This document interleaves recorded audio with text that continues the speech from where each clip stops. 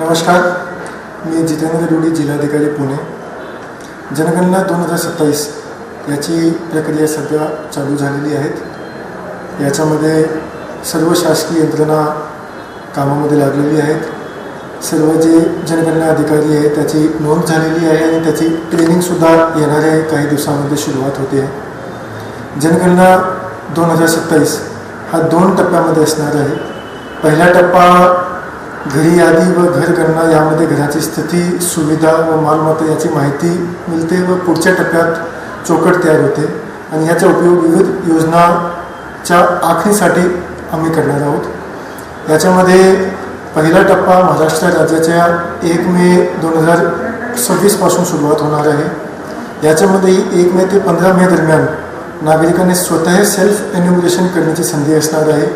याच्यामध्ये आम्ही सर्वांना आवाहन करू इच्छितो की जास्तीत जास्त नागरिकांनी सेल्फ एन्युमरेशन करण्यासाठी se.census.gov.in, मी परत रिपीट करतो, se.census.gov.in या वेबसाईटवर जाऊन स्वतःची माहिती 1 मे ते 15 मे दरम्यान भरावी आणि मग 16 मे ते 14 जून हा टप्प्यामध्ये आमचे प्रगणक घरोघरी येऊन माहिती संकलित करणार आहेत।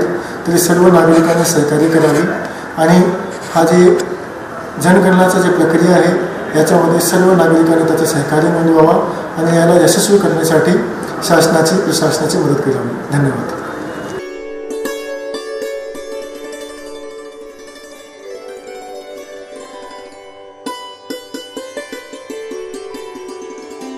आला उन्हाळा आला, आता आपल्या प्रकृतीची काळजी घेण्याकरता युनायटेड फार्मसीचा गुलकंद उपलब्ध झाला।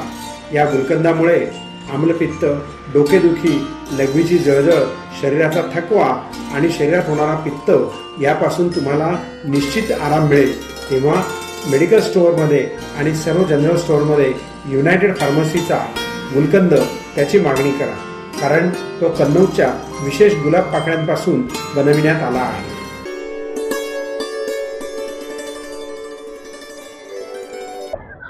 आज या ठिकाणी राज्य सरकारी कर्मचारी मध्यवर्ती संघटनेच्या वतीनं शासकीय, निम शासकीय, शिक्षक, शिक्षकेतर कर्मचारी, त्याचप्रमाणे संपूर्ण महाराष्ट्रातील समन्वय समितीचे सर्व घटक यांच्या सहयोगाने हा बेमुदत संप महाराष्ट्र शासनाच्या विरोधात आज या ठिकाणी घेत आहोत।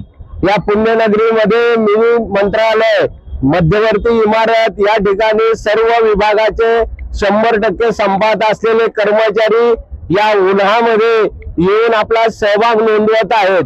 खऱ्या अर्थानं आपण पाहिलं असेल की 20 सप्टेंबर 2024 रोजी जो आपण मागे संप केला होता 7 दिवसाचा बेमुदत, त्याचा प्रत्यय म्हणून शासनाने आपल्याला जो GR काढला होता तो सुधारित राष्ट्रीय पेन्शन योजना, त्या GR ची अंमलबजावणी आज तागायत केली नाहीये।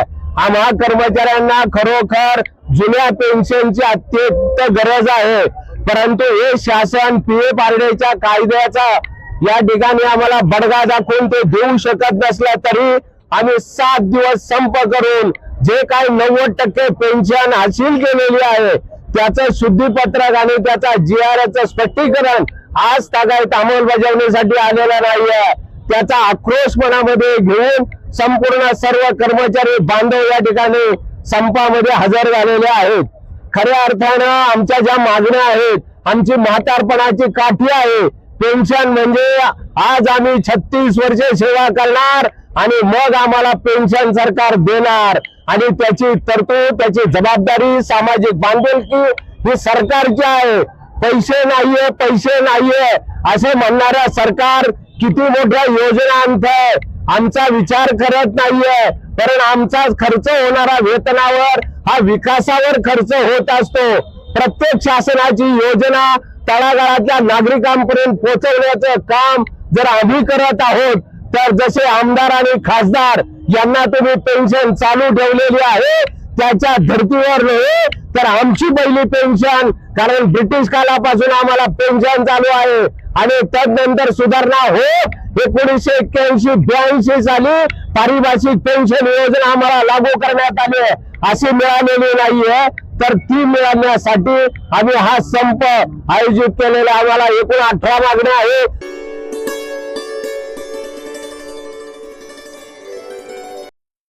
सगळ्यांचे आभार, पोलीस प्रोटेक्शन असेल किंवा सगळ्यांचे आभार मानतो. आणि आज मला म्हणजे बळजुबरीने घराच्या बाहेर काढलेलं आहे. शेजारी घरामध्ये सगळं मटेरियल तसंच आहे. माझ्या 14-15 गाया मी आता सोडून जातोय. हे पोलीस प्रोटेक्शन असेल किंवा हे जे कोण असतील प्रशासकीय, त्यांनी आज बसून यांची जबाबदारी घ्यायची. उद्या काही जरी प्रॉब्लेम आला तरी मी त्यांना जबाबदारी त्यांच्यावर असल्यामुळं ती जबाबदारी त्यांनी स्वीकारायची. मी इथून आता कुठलं सामान नेणार नाही, काय नाही. मी आता हाय असं घर सोडून चाललोय. जबरदस्ती केल्यामुळं मला कुठलाही पर्याय राहिलेला नाहीये. मी आता चाललोय. लोक कशी पूर्वीची जी म्हण होती की बाबा आम्ही काय खिंडी खाली जायचं का, तर आता आम्ही आता या खिंडीच्या दिशेने आता रवाना होतोय. तर सगळ्यांना बाय बाय.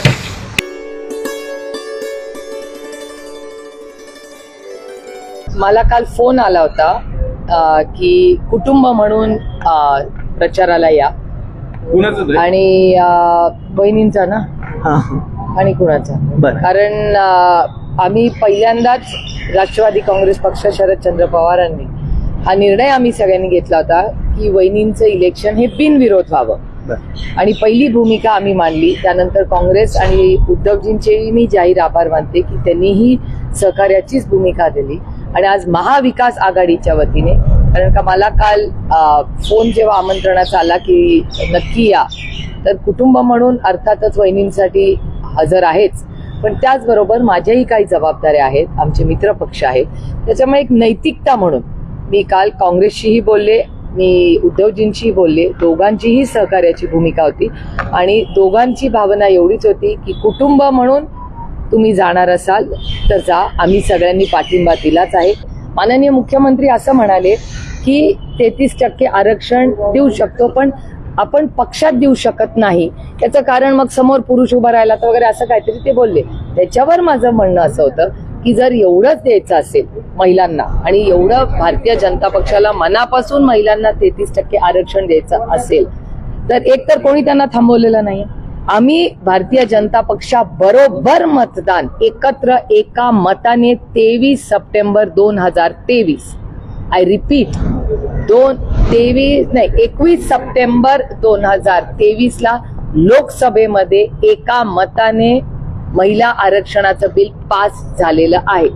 त्याच्यामुळे 2024 मध्येही 33% आरक्षणाचं बिल त्याची अंमलबजावणी होऊ शकत होती.